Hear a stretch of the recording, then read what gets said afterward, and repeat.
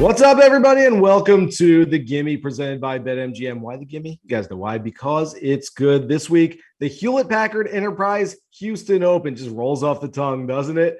Can't wait to get into all this. I'm Jason Sobel. She's Amanda Rose. Justin Ray not with us this week. As some might have seen, Justin posted to Twitter his young son, Jack, is in the hospital. So our thoughts and prayers out with the Ray family right now. Hopefully, Jack is better than ever and back home very, very soon. So we move on. Coming up on the show, our perfect portfolios. We're going to build a DFS lineup. We're going to give you our favorite first round leader bets. And yes, you can do the same. Go on Twitter, tag at GolfBet, and give us your favorite first round leader bet for a chance to win a nice golf bet prize. Might be a hat. Oh, just like this one. So let's get into everything we've got this week, Amanda. And first of all, hi, hello, how are you? Hi, I'm good. How are you? I'm great. So once again, somehow we've suckered the good folks at BetMGM to giving us our very own Gimme prop bet, and they have boosted odds on Brooks Koepka for a top 5 this week, all the way to plus 650, 6.5 to 1 for Koepka top 5. That's right where he was last year. What do you think? You taking it? You know, I said I wasn't going to take last week's bet, and then what's his name? Hovland won. So I should take this bet, but I'm going to say no so that all of the people watching who take the bet win the bet. Wow. Aren't I nice? Psychology. I like that thinking right there. I've actually started liking Brooks. I liked him to start the week, and I've started liking him more and more as the week has progressed. So, yeah, I'm in on that. I think Koepka can post a top 5 this week. Remember, ties pay out in full on BetMGM. So that's a nice play. And at plus 650, I think that's a nice little booster there. Let's get to the top of this board at BetMGM. Sam Burns in Houston is 14 to 1. He is the tournament favorite. And boy, he is a freight train coming. A win and 2 other top 15 finishes this season already. This kid is already really, really good, only getting better. And this course should suit him. But do you want to pay up for the favorite? Got to make a decision. Scotty Scheffler, a lot of people like him this week. He has moved to 16 to 1. He's opened up a little bit longer than that. So there's some steam movement on Scotty this week. Cameron Smith and Sung Jae Im, a pair of President's Cup teammates, at 22 to 1. There's Brooks Koepka right there at 25 to 1. He's with his Ryder Cup teammate, Tony Finau, right at 25 this week. Last week, as you see out there, we gave you some winners. Amanda, got some guys in the green. Good job by us. I know. All right. Let's give them some more winners this week. Where are you going with that perfect portfolio? Yeah. We'll see how my portfolio goes this week. I've been a little distracted, but I'm going to start out with Lanto Griffin. He won here in 2019. He's been really solid and consistent for the last 2 years since winning them. Like, he's just been he's in every event. He makes every cut. Like, he's a really good player. He has 2 top 10s in his last 2 starts, Shriners and then Zozo in Japan. He skipped the Bermuda the following week. Can't blame him there. Had last 2 weeks off. Next guy, Taylor Gooch. He's another really, really solid player right now. He still hasn't won, but I think it's going to change soon. He has 4 top 11s in his last 4 starts. So I feel really good about a top 10 for him this week. Seamus Power, 11th at Mayakoba, 12th at Bermuda. He's still, we're still getting decent value on him, despite the fact that he already has a win in this calendar year, not this season, but like this calendar year. And he's another guy that's very, very consistent. And finally, I'm going to round out my top 10s with Luke List, 7th at Zozo. His play has gotten better throughout the season. He's a really good price, and he has a handful of top 10 since July, which is saying something, because he's a guy that, that tends to struggle sometimes. So I like where his game is right now. Where are you going for your portfolio? So, Amanda, I'm kind of along the same lines as you. There are a lot of guys near the top of the board that I like. I think some of the big names can play well. As we saw last year, Carlos Ortiz, okay, maybe not the biggest name, but Dustin Johnson right behind him. Hideki was there. Brooks Koepka was there. So there's some thought that the big names will play well. I am taking a chance on some big numbers this week, though. In my perfect portfolio, I've got 4 guys, each for top 10s, with some nice prices next to them. I'll start with Keith Mitchell. And as you'll see, the theme with my guys for the perfect portfolio here is guys that are really good off the tee. I want guys who are way up there in that strokes gained off the tee category. Keith Mitchell hits it long, hits it straight. He was 11th in strokes gained off the tee in the previous PGA Tour season that just ended a couple of months ago. He's 10 to 1 for a top 10 this week. So I like that a lot. I've got Mitchell in pretty much every format, every platform you can find him. Brandon Hagee is a guy who's not played well lately. He just hasn't. He's finished outside the top 50, I believe, in 7 straight, but he's a really good player. And he's a guy that I expect to pop at some point. It's going to be on a course that suits him. This one should. Played well last year. He was 27th on that strokes gained off the tee list last year. He's 16-1. That's a really nice number for a top 10 this week. Another guy who's good off the tee. We saw him leading in Bermuda just a couple of weeks ago after 54 holes. Didn't get it done on Sunday, but I think Taylor Pendrith is a guy who's as ready as anybody to come off the Korn Ferry Tour and start playing some great golf on the PGA Tour. 9-1 for a top 10. And then my last player, Amanda, I hate to do this. I'm going to agree with you. It's a big day. Is this a big day? I mean, I'm just going to say, if Luke List finishes top 10 this week, you and I got to do that virtual high five thing because I know I'm down the road from you in Orlando right now. So tomorrow, if he plays well, I'll come find you before I have to fly out. Okay, there we go. All right. We'll high five in Orlando if we get off to a good start. Nothing mushes a good start like a high five in the middle of the first round, but Luke List plus 850 for a top 10. That's my portfolio. Let's get to this golf course. Memorial Park Municipal Golf Course. First hosted this event in 1947. Then took a few years off. Came back in 1951. Hosted until 1963. Then took many, many years off and returned last year after a renovation from Tom Doak, David Toms. Brooks Koepka got a little consulting hand in this thing. Came back last year. 7,432 yards is a par 70. Is a lot of golf course this week. Carlos Ortiz was your winner last year. He is WD'd, has a little shoulder injury that he picked up a few weeks ago. So he is not in the field this week, but we can learn a little bit. Ortiz only 13 under last year. I wouldn't be surprised if something even a bit worse than that wins this week. I could see something in the 10 under to 12 under range winning this golf tournament this week. So birdies will be at a premium just a little bit, and a couple of bogeys in a round doesn't kill you at all. But you want to start off strong. You want to go out there and play well in that first round. As I mentioned earlier, we've got a first round leader contest. You can go to Twitter at GolfBet, win yourself a nice prize if you pick out the first round leader, and we're going to help you out a little bit here. Hopefully, Amanda, where are you going with your round one leader?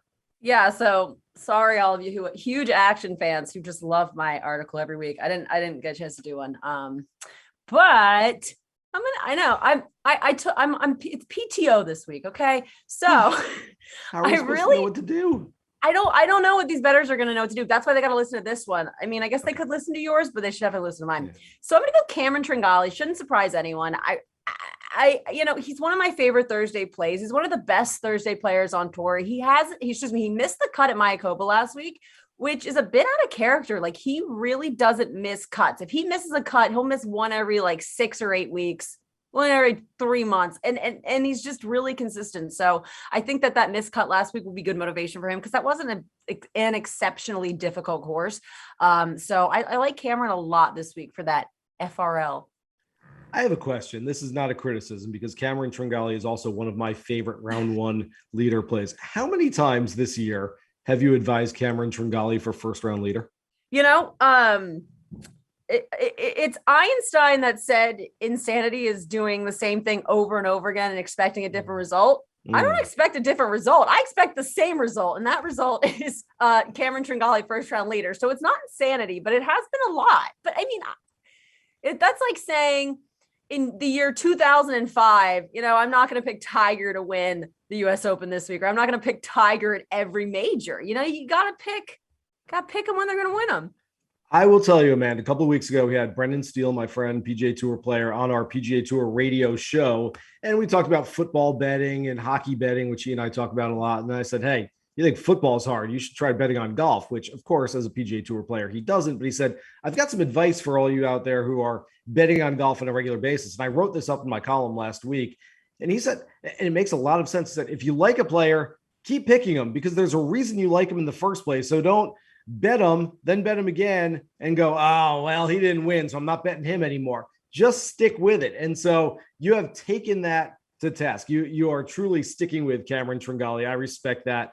I am going to go with a bigger number. I think that we could see a little surprise at the top of the leaderboard. Sepp Straka is another one of those guys who's really good off the tee. He was in the top 10 on this leaderboard last year, so the course should suit him. He was finishing a share of 5th. Round 165 last week. So He's firing all cylinders a little bit, at least on Thursdays at 80-1. I'm going to take a shot on Sepp Straka. I'll probably take a shot on some of those names I mentioned in my perfect portfolio as well. But Straka's a guy, he was first round leader at the Olympics, remember? So it's not like he is far into getting off to a really good start. All right, let's get to the ultimate DFS lineup. We do it every week on the Links and Locks podcast. Download, subscribe, rate, listen, wherever you find your podcast. Also, our models, tools, optimizers on Fantasy Labs. They're fantastic. Amanda, you're up, and hey, Justin's out. We get 3 picks each. I know this is a lot of pressure. I'm going to go back with my first pick from the top of the show. And it's funny, his girlfriend actually just texted me. I noticed my phone popped up. I'm going to go back with Lanto Griffin. I like his game right now. He's usually a good price. He makes a ton of cuts, like I mentioned earlier. He's won here in the past. And I just think this is going to be a good week for him. I think the renovation changes will benefit his game. I think he's had those 2 weeks off. He's kind of refreshed. I think this is going to be a great week for Lanto. I like that. So I mentioned off the top of the show that there are a bunch of guys who are good players, and we saw a lot of the good players, the better players in the field, play really well, finished in the top 10 here last year. So I think that can happen again. My favorite of these top tier players is a guy with 2 straight top 5 finishes, coming off a share of 5th last week. Started with a 61, ended with a 65. I had a bunch of bogeys in between, but if he can eliminate some of those bogeys, Matthew Wolff is a guy that I think can play really well on this golf course this week. So I'm going Wolff. I like that pick. We're really kind of seeing him getting back to what we expect to see out of him. So it is nice that there's hope, there's light at the end of the tunnel. So I'm going to go with our outright this week. Sam Burns, one of the hottest players this fall. He's 5th in his last start at the CJ Cup. He went from this is interesting. He went from gaining an average of 4 strokes a round to over 6 strokes in his last 15 tournaments. So he's averaged 2 more strokes than he was before. So I think that building, I just think he's phenomenal right now. I don't love, we don't love the pricing on him, but he's just so good that I think of all those really top name guys. He's the one that I'm like, I would put $100 on, a top 5 or whatever. If I had to pick anyone for a top 5, I wouldn't put that money on Brooks or whatever. So I think that Sam Burns is actually still a good pick this week.